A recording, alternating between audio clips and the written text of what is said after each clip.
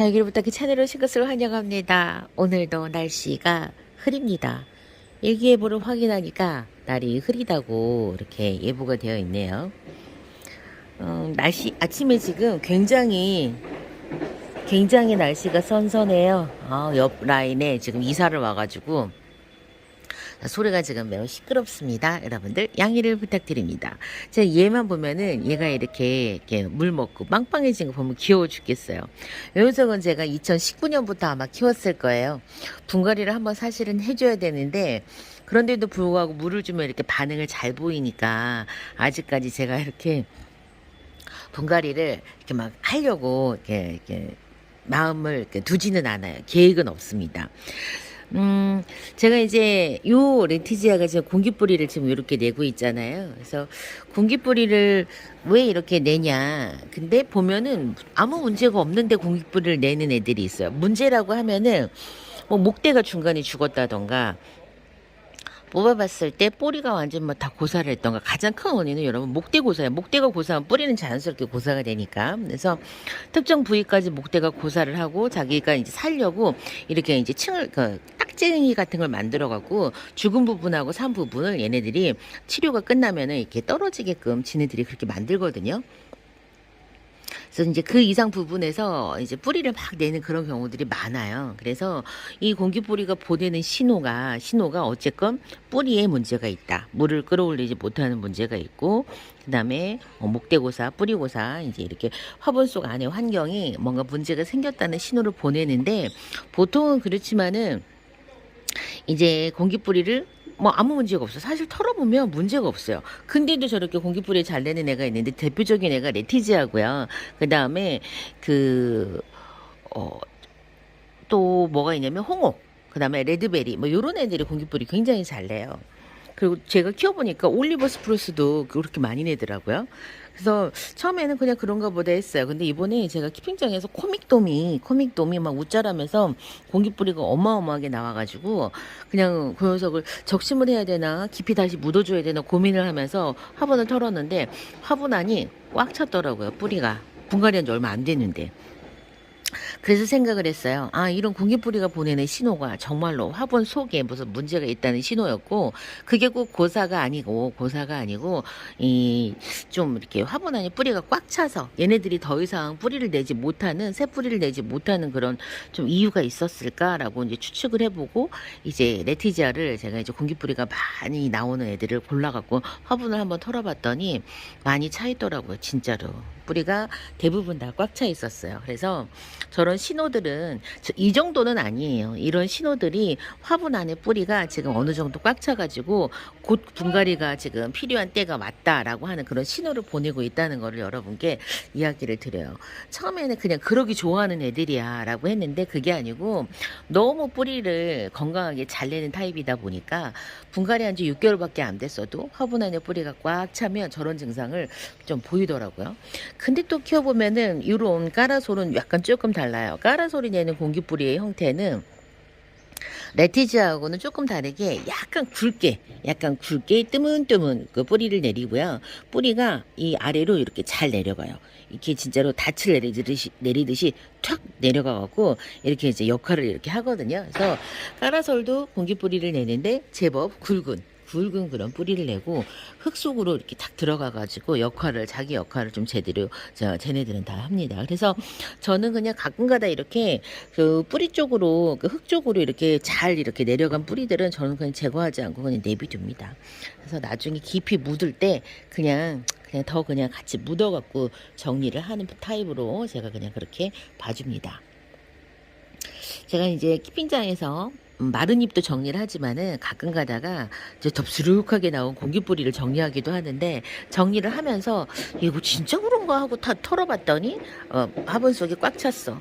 그러면서 계속 이제 그래도 이제 그 공기뿌리만 정리를 하다가 이게 근본적이지 않다라는 생각이 그냥 분갈이를 해줬어요. 왜냐면 정리하면 뭐예요? 다시 화분이 꽉 차 있기 때문에 공기뿌리를 또 낼 거잖아요. 그래가지고 제가 다시 그냥 분갈이를 했던 레티지아, 그 다음에 매직젠 골드입니다. 초연이 같은 경우에는 아직까지 색이 막 그렇게 엄청 실이 예쁘게 들어오진 않고 있고요. 밀크로즈 색감 굉장히 예쁘죠. 제가 밀크로즈를 보면서 수련과 닮았다라는 생각을 했어요. 제가 수련을 안 키워요. 그래갖고 어저께 이 수련을 보니까 밀크로즈의 얼굴이 되게 많더라고요. 그래서 수련을 좀 키워봐야 되겠다. 한 번도 키워보질 않았거든요. 그래서 수련을 키워서 어떤지 좀 봐야 되겠다라는 생각이 들었어요. 그래서 요 지금 둥근잎 빛이 아니 둥근이 아니지 자꾸 둥근잎이래. 근데 빛이 우리대는 여기 생장점이 지금 이렇게 먹힌 후에 지금 새로 나지를 못하고 있어요. 원래는 이 주변으로 아기가 좀 돋아줘야 되는데 아무래도 쟤는 안 될 것 같아요. 색감이 지금 약간 핑크 이 라인이 지금 들어오고 있죠. 저게 무슨 물든 거라고. 물든 거 맞아요. 저렇게 시작을 하는 겁니다. 여기 쪼맹이들 이렇게 있고요. 날이 추워지면 우리 이제 막둥이랑 저랑 날씨가 어떤가 막 얘기를 하면 우리 막둥이는 겨울 냄새가 좋대요. 겨울 냄새 맡고 아침에 등교하는 게 좋다고 하고 저는 날씨가 추워지면 다육이가 예뻐져서 좋다고 하고 서로 왜 이 겨울염이 좋은지 얘기를 합니다. 저는 사실 겨울이 추워서 싫었었어요. 다육이 키우기 전에는. 근데 이제는 여름이 정말 싫고 겨울이 더 좋아요. 근데 요것도 다육이를 어디서 키우냐에 따라 다른데 겨울에도 조금 안전하게 키핑장이라는 공간이 제가 조금 있고요. 그 다음에 베란다 안쪽에서 키우니까 겨울이 여름보다 훨씬 나아요. 베란다 안쪽에서 이제 겨울을 보내잖아요. 그러면은 창문을 닫아두면 베란다 통창을 통해서 들여오는 햇빛 때문에 베란다의 낮의 온도가 28도까지도 올라가요. 그래서 겨울 걱정하시는 분들은 걱정 안 하셔도 돼요. 다육이가 일반 관엽식물하고 다르게 얼마나 추위에 잘 견디는지 여러분들 경험 안 해보셨으면 그러니까 겨울을 맞아보지 않으셨으면 모르실 거예요. 다육이들 예쁘게 물들게 하려고 하면요. 아침 저녁 기온차가 커야 되고요. 한낮에 햇볕 요구량이 대략 한 6시간 정도는 햇볕을 이렇게 받게 해줘야 돼요. 근데 저녁 때 기온차를 안 생기게 하시는 분들이 어떤 분들이냐면 이 베란다 문을 닫아둔다거나 베란다 안쪽에서만 키울 때 그러면 안 돼요. 아직까지는 이렇게 냉해를 입거나 하는 시기가 아니기 때문에 다육들이 좀 추워야 돼요. 추워도 괜찮아요. 그러니까는 밤 됐다고 베란다 안쪽에서 다육이들 춥다고 문 닫으시면 안 돼요. 제가 실제로 그런 분들을 많이 봐요. 야, 베란다 문 닫아. 애기들 춥다. 뭐 이렇게 이렇게 자녀분들한테 또 남편한테 부탁을 하시는 분들을 제가 간혹가다 봤어요. 그렇게 하지 말라고 해도 불안하신 거죠. 왜냐면 내가 간엽식물을 키워봤는데 이 정도 하면 애들이 추워갖고 푹 꺼져. 그러니까는 다육이도 그러지 않을까라고 생각하시는데 그렇지 않습니다, 여러분. 다육이가 진짜로 보통 추위 몇 도까지 견디냐고요? 5도까지 견딥니다. 5도? 사실 그 이하도 견뎌요. 얘네들이 물만 말라 있다면 화분 속과 입장에 물을 많이 먹지 않은 상태라면 사실 영하에서도 얼지 않고 버티는 게 바로 요 다육식물들입니다. 어떻게 그럴 수가 있지? 여러분들 다육이만 그렇게 기특한 거 아니에요. 여러분 사철나무, 그 다음에 여러분들 상록수. 자, 생각해 보세요. 상록수가 겨울에 얼지 않는 원리가 다육식물이 얼지 않고 이제 버티는 이제 근데 어느 정도예요, 여러분? 버티는 그런 원리하고 비슷하지 않겠습니까? 제가 그래서 찾아봤어요. 상록수가 왜 겨울에 얼지 않고 저 잎이 버틸까? 그거는 이제 부동액이라고 해서 그러니까 염분기 같은 그런 거죠. 그래서 바닷물이 얼지 않는 원리랑 좀 비슷한 거예요. 그래서 어느 점이 낮게 하는 그런 어떤 액체들을 뿜어내는데 그럼에도 불구하고 특정 온도까지 내려가면 일정 온도까지 내려가면 얼어요. 다육들도 마찬가지예요. 소나무처럼 오래 버티지는 못하죠. 너무 낮게는 버티지 못하는데 실제로 노지에서 키우시는 분들은 뭐 영하 8도까지도 놔두다가 어느 순간 얘네들이 다시 이렇게 얼었다 녹았다를 반복하는데 어떻게 얼었는데 살 수가 있어? 자, 어느 부위가 달라요.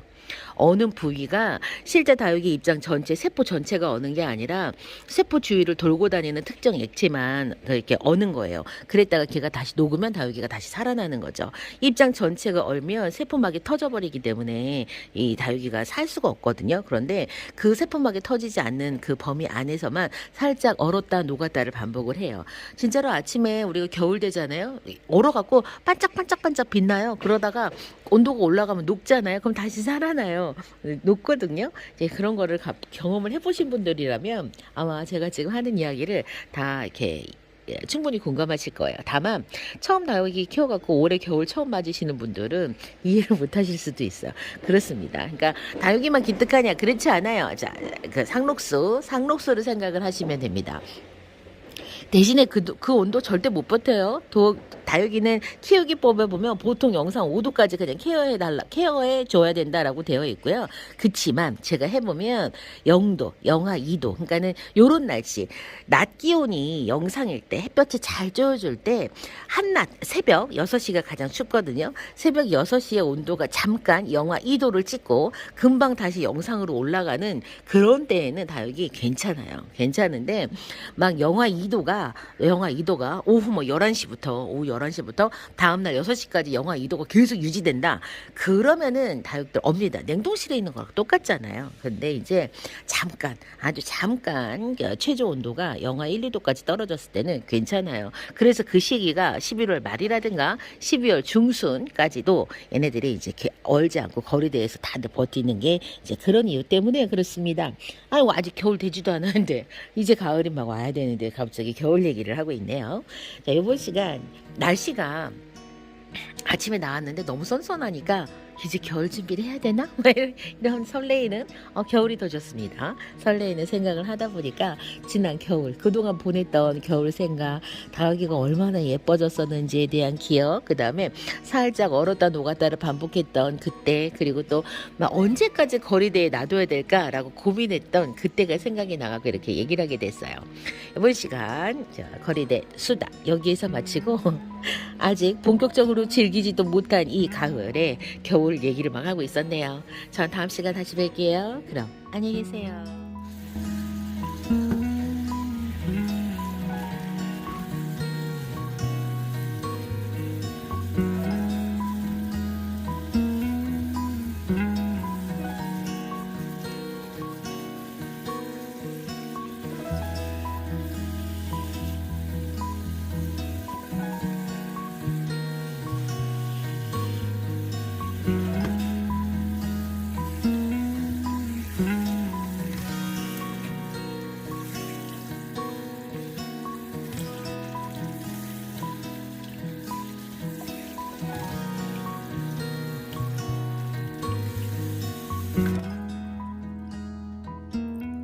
지난 겨울 파랑새의 모습이고 런요니입니다. 협장이에요. 지금하고는 모습이 많이 다릅니다. 제 거리대 중에 홍매화가 눈에 띄죠. 누다 옆에 오팔리나도 눈에 띕니다. 라울이 이렇게 예뻤는데 여기 보니까 홍매화 있고요. 연지곤지 있습니다. 지금은 아파요. 지난 가을 모습이에요. 지금은 이런 이제 풍경이 다시 또 올까 싶은 생각. 원정 북랑금이고 블루엘프 옆에 고사홍이 있었는데 당인금입니다. 원종 방울복랑. 그리고 요거는 고사홍이에요. 색감이 정말 환상적이죠. 이 블루미니마예요. 지금은 아파서 형편없어졌어요. 폴덴시스입니다. 색감이 굉장히 예쁘죠. 파랑새, 저의 최애 다육이 파랑새. 또 파랑새 쌍둥이가 나옵니다. 파랑새가 너무 예쁘죠. 여기서가 황진이에요. 자, 지금 키핑장에서 성장해갖고 덩치가 훨씬 더 커졌습니다. 거리대 라울이 눈에 띄죠. 라울이 없는데 한 포도 가져와야 될 것 같아요. 지금 저 라울 키핑장에 있어요. 제 거리대 모습 저기 못노가 보여요. 그리고 베니, 키핑장에 베니가 생각나네요. 혁장이 눈에 띄죠. 그리고 여기에서는 집시 눈에 띄고요. 요거는 저 다육이의 이름을 제가 지금 잊었어요. 근데 저 다육 색감 너무 예쁘죠. 인기가 굉장히 많았던 다육입니다. 하우스 커버를 했네요. 상악 보이고요. 프리티. 제 키핑장에서 분갈이가 끝났어요. 언제? 지난 시즌인가? 이거는 지금 거리된 모습이네요. 다음 시간 다시 봬요. 안녕히 계세요.